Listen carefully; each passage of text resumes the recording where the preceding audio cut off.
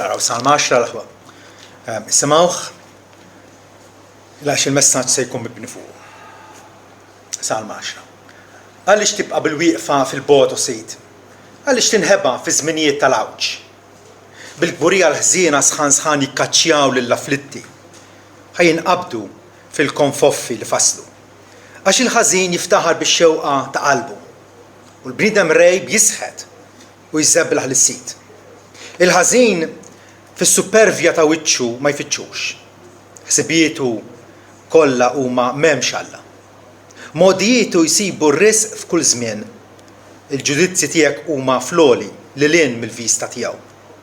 Inkwantu l-avversarji kollha tiegħu jonfoħ b'disprezz qudiemhom jgħid f'qalbu min issa nkun imċaqlaq. Tul ġenerazzjonijiet kollha min issa nkun fl-avversità. ħalqu mimli sħit u għerq u oppressjoni. Taħt il-sin hemm id-deni u l-ħażen. Ipoġġi fil-moħbiet tal-irħula, fil-moħbiet joqtol lill-innoċenti, għajnejh jassu fis-sigriet għall-iżvinturati. Jissajja f'moħba bħal il-jun, fl-orna jew fl-ar tiegħu. Jissajja biex jaqbad il-laflitt meta jiġbdu għaġu x-xibka tiegħu. U jibrek mil l-isfel u l-iżvinturati jaqgħu bis-setanin tiegħu. Jgħid f'qalbu Alla nesa. Ħeba wiċċu, qatt mu se jara. Qum Osid, u Alla, olli idek, tinsiex illum li. Għala l-ħażin jiddisprezza lil Alla. Qal f'qalbu, int mhux se tirrekkjedija, int rajt għax int il-maħt id-deni u l-vessazzjoni biex toħodha fidek. L-iżvinturat jikkommetti ruħu fidek. Int kont is-sokkorritur tal-orfni. Ikser driħ il-ħażin u l-malefattur, fittex ħżunitu sakemm ma ssib xejn. Issitu sultan għal dejjem ta' dejjem. Ġnus intilfu minn ardu. Osid, int smajt ix-xewqa tal-umli, int se tistabbilixxi qalbhom, int se tmejjel widintek biex tivvindika lill-orfni u lill-oppressat. Sabiex il-bniedem li hu tal-art ma jikkawżax aktar terrur. Amen. Is-sinu tolbuk sabiex dbirek din il-kelma tiegħek kelma illi ta' bilħaq tkellimna, ta' bilħaq hija rilevanti għalina għaliex nafu anke istintivament qed jgħid hawnhekk l-awtur. U nitolbuk mulej biex il-verità tiegħek inti timpressjona fuq ruħna sabiex ngħixu biha, sabiex minn ġurnata l-oħra narfu li inti Alla l-ħaj, Alla li tillibera lill-uliedek u tikkastiga lill-edewa tiegħek. Grazzi missier tal-li inti favur tagħna. Jekk inti favur tagħna mi jista' jkun kontra tagħna. Int li ma frankajtix l-istess ibnek ma tajtu għalina l-koll. Nafu, ninsabu persważi, illi miegħu tagħtina b'xejn il-ħwejjeġ kollha. U ta' kollu aħna rrotulek ħajr u nfaħruk. Amen. Salma 10. Salma 10 huwa talba, supplika, b'konfidenza għat-trionf talla fuq il-ħażen. Issib xi nies li jikkritikaw għandhom l-azzard jikkritikaw il-Alla u jgħidu jekk Alla huwa omnipotenti, huwa l-qaddis, kif ħalli il-ħażen lampanti, il-ħażen jirrenja f'din id-dinja.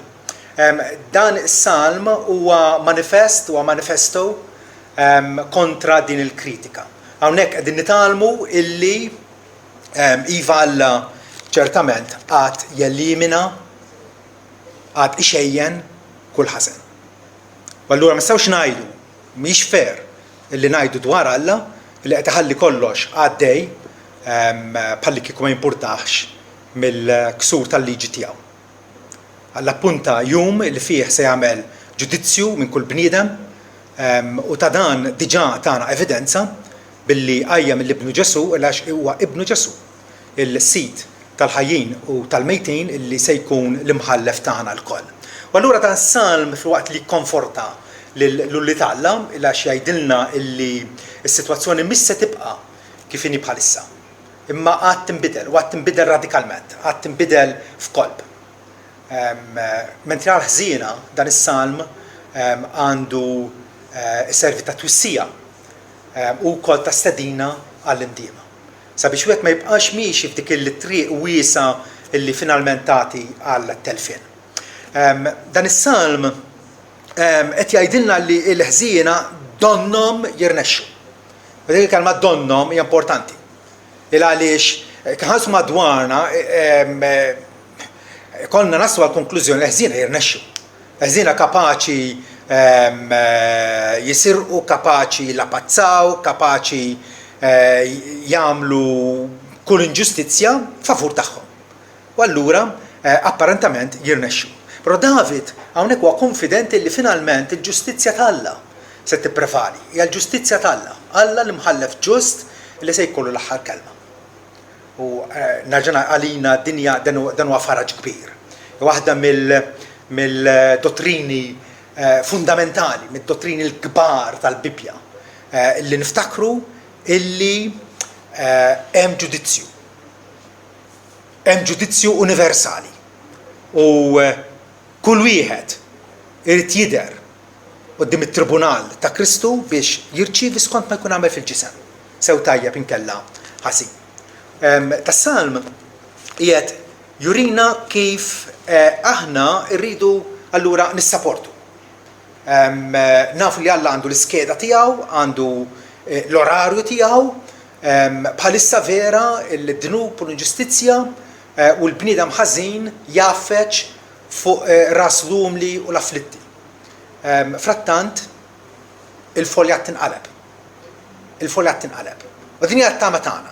Tama tagħna kif jispjega Pawlu fil-Rumani 8 jgħidilna illi aħna bit-tama salvati. Bit-tama. Ġifi Alla fil-waqt li tagħna diġà l-maħfra tiegħu. Diġà ġustifikana bid-dem ta' ibnu. Diġà tagħna l-ħajja eterna. Diġà tagħna ħbiberija u paċi miegħu. Frattant irid jagħtina ħafna aktar minn hekk. Dan huwa l-bidu tax-xogħol tal-grazzja tiegħu, però Alla qed iwedna jerġa' aktar minn hekk. Alla jiffinalizza għad iġib fil-perfezzjoni tiegħu ix-xogħol tal-fidwa mibdi fina permezz tal-Ispiritu Santu li finalment fl-aħħar jum meta Ġesu jirritorna għalhekk importanti li konna vista li tħares fit-tul. Mhux sempliċement fil-tul l-omor ċkejken tagħna jew issa jew dil-ġimgħa. Ma naraw il-perspettiva divina. Il-fatt li Alla bħalissa qed jissapporti, qed jittollera l-ħażen, però qed jaċċertana illi kwalunkwe ħażen għad tkun miknus mid-dinja u d-dinja għad tkun l-amara tal-ġusti. Għalhekk Pawlu jgħid bit-tama aħna salvati, iżda tama li tidher mhijiex tama. Għax dak li wieħed jarah għalfejn jittama għalih. Għadda maħniex naraw il-ġudizzju. Però persważi Ġesu tkellem fuqu kemm il-darba illi s-sultana tipoġġi fuq it-tron tiegħu u jifred lill-umanità fuq l-lemin u x-xelluk tiegħu. Għad tasal sija li dawk kollha huma fl-oqbra iqumu u joħorġu. Dawk li għamlu t-tajjeb għal qawmien tal-ħajja, dawk li għamlu l-ħażen għal qawmien tal-kundanna. Pawlu wkoll meta kellu jagħtu xhieda quddiem slaten u n-nobli kemm il-darba semma illi jemmen illi hemm għad ikun hemm reżurrezzjoni, għad ikun hemm qawmien segwit immedjatament minn ġudizzju. Ġudizzju għal kull wieħed u waħda minnha. U allura fil-waqt li għaddejjin għandna din it-tama iva, it-tama li servina ta' musbieħ, ta' dawl fil-modja tagħna biex ma nitfixklux. Però ir-realtà bħalissa qegħdin għaddejjin minn din id-dinja fejn iva, sforz il-lealtà tagħna lejn Sidna Ġesu Kristu, tajjeb, la nistgħu impattuha, la nistgħu impattu l-ħażen bil-ħażen u lanqas id-deni bid-deni, però irridu nafdaw fil-mulej. Irridu nafdaw fil-mulej, fil-providenza tiegħu u kultant it-triq il-modija kapaċi tkun ibsa, kapaċi tkun sfidanti. U allura aħna bħala umani Alla jifimna u dawn is-salmi huma għajtiet, huma appelli lil Alla. Il-għaliex aħna nislu nħossu. U nirraġunaw u sewwa nirraġunaw illi il-ġust għandu jkun ippremjat. Il-ġust għandu joħod għal-promozzjoni fuq ix-xogħol illi jaħdem skont is-sijat tiegħu mingħajr ma jallarga mingħajr ma jisraq. Però hekk jiġri ħafna drabi. Huma dawk li nħabbu vera inġustament u jxaħmu. Ir-realtà hija differenti. U allura David hawnhekk jilmenta malla. U iva nistgħu nilmentaw malla b'mod reverenti, però li nesprimu l-ħżuż tagħna, is-sentimenti tagħna malla. Meta naraw illi kollox ġej kontra, meta suppost il-ġust jirnexxi. Tisir il-kontra. Din l-ħaġa tkidna, iddejjaqna. Għax il-Kristjan fuq kollox iħobb il-ġustizzja. Iħobb juri ħniena, imma il-ġustizzja, Alla tal-ġustizzja, Alla ta' rettitudni. Alla kif ngħidu fil-kredu li premja tajbin u jikkastiga ħżiena. Bħalissa maħniex qegħdin naraw dan kompletament. U din hija allura il-diffikultà tagħna. Bħal David nistgħu nilmentaw malla u nixxenqu iva. Nixxenqu għal ġustizzja kontra il-persekuturi ta' niesu, nafu kemm ħutna f'pajjiżi oħra matul il-ġenerazzjonijiet dejjem inħaqru, intafu il-ħabs, inqatlu, kważi taqra fuq l-aħbarijiet kuljum dawn l-atroċitajiet, dawn il-persekuzzjonijiet kontra n-nies tagħna. Kontra nies twajbin, nies li jridu jservu lil Alla bl-umiltà kollha. Għaliex tibqgħu bil-wieqfa fil-bot jgħidlu?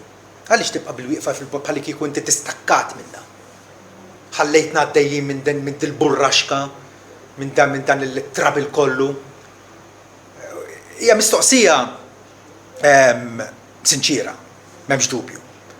Għaliex tibqa' bil-wieqfa fil-bot osit? Għaliex tinħeba fi żminijiet ta' għawġ meta għandna bżonnok? Meta ta' bilħa neħtieġuk biex tkun għalina sur setan, meta għandna bżonnok biex insibu l-protezzjoni tagħna fik. Għaliex tinħeba fi żminijiet ta' trabil? Ġieli ħassejna hekk? M'hemmx dubju li iva. Ġieli ħassejna li fejn għandna bżonn l-intervent dirett Alla, Alla jibqa' moħbi. Alla jibqa' pjuttost imbiet bħalli kieku ma jimpurtax min ulidu. Għal darba nafu li mhux hekk. Però ħossuhom dal-affarijiet. Pawlu qal li aħna meqjusin bħala naġ sejrin jew meħudin għall-biċċerija. Imma nafu li f'dawn l-ħwejjeġ kollha aħna aktar minn rebbieħa permezz ta' dak li ħabna. Hawnhekk għandna sejħa għal fidi falla. Kemm ta' bilħa qegħdin nafdaw fih illi il-pjan tiegħu l-aħjar. Bħalissa għaddejn hemm battalja, hemm konflitt enormi kontra l-ħażen. Hemm id-dragun kbir aħmar li qed jieħodha kontra l-mara u jrid jeqrida lill-mara. Vera? Il-mara Alla poġġja fid-deżert u jmantnija għal 1260 jum. Qed jistudja l-Apokalissi bħalissa jaf x'jiena ngħid. Alla għandu il-maħbubin tiegħu li huma imprezzabbli f'għajnejh, huma l-mimmi ta' għajnejh, iħobb il-dawk li huma fi Kristu. Alla jħobb lill-ibnu b'imħabba infinita u l-dawk li jinsabu fih. U frattant jgħaddina minn din l-esperjenza qarsa ta' bħalli kieku huwa missierna per ma jimpurtax minnha. L-għajta ta' David, għaliex tinħeba fi żminijiet ta' għawġ. Dawn it-tali perjodi fejn l-Alla qisna ħossuh mbiet jew forsi ma tantx impurtah minna. Hija għajta li nsibuha drabi oħra fis-Salmi. Pereżempju Salmu 31, vers 22 jgħidilna għaliex għax jien qed fl-għaġla tiegħi jien maqtuh minn quddiem għajnejk. Iżdint smajt leħen it-ħannin tiegħi meta jien sejjaħtlek għall-għajnuna. Għadna minn da żmien fejn قال jien maqtuh minn quddiem għajnejk. Għalik ikolla nsieħ. Mhix esperjenza sabiħa. L-aħjar, anzi nippreferu li ngħixu fid-dawl tal-preżenza tagħna. L-aħjar li kontik l-esperjenza li qal David dwar l-mulej midni f'merati ħadru. Dan ix-xjat tal-ilma joħodni, jipproteġini bil-ħatar tiegħu. Però ikun hemm daw iż-żminijiet iva fejn nħossu illi Alla qisu dbiet minna. Iżajja 50 vers 10 jgħidilna min fostkom jibża mill-mulej li jisma' mill-leħen il-qaddej tiegħu u jimxi fid-dlam u m'għandux dawl. Ma għandek bniedem sinċir, bniedem twajjeb li jibża minn Alla u frattant miexi fid-dlam u m'għandux dawl. X'inhi tweġiba? Ħajafda f'isem il-mulej u jistrieħ fuq Alla tiegħu.